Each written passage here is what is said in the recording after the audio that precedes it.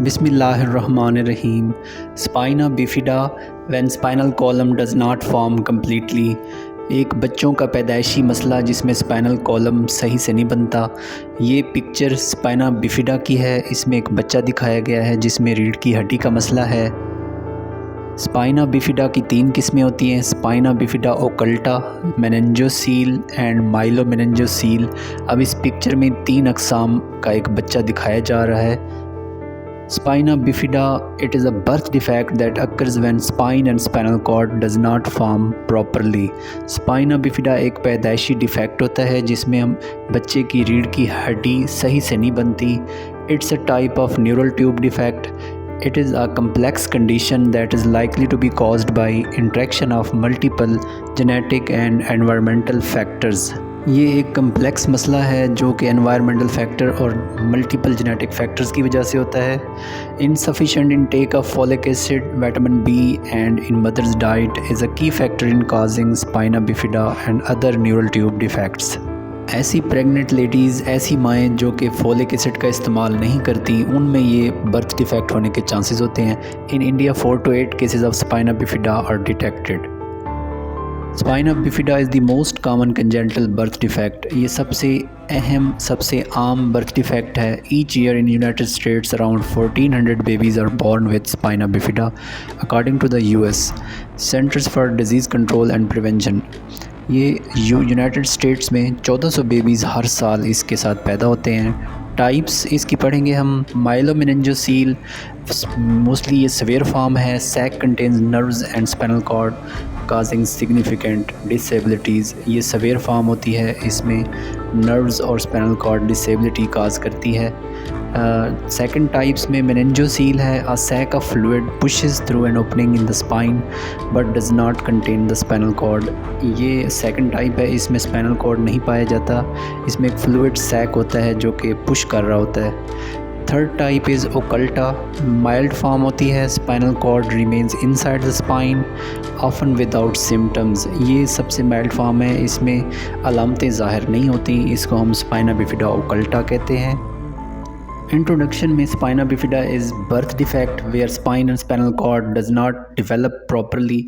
Spine और spinal cord develop नहीं हो पाती। Happens when neural tube defects does not close properly during early pregnancy, जिसमें neural tube properly close नहीं हो पाती फर्स्ट ट्राइमेस्टर में।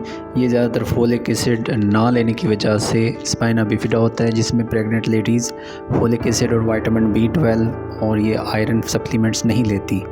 साइन एंड सिम्टम्स में ओकल्टा में जो often no visible signs may cause mild back problem, ये mild form होती है। Meningocele, visible fluid sac on the back but usually fewer nerves issues.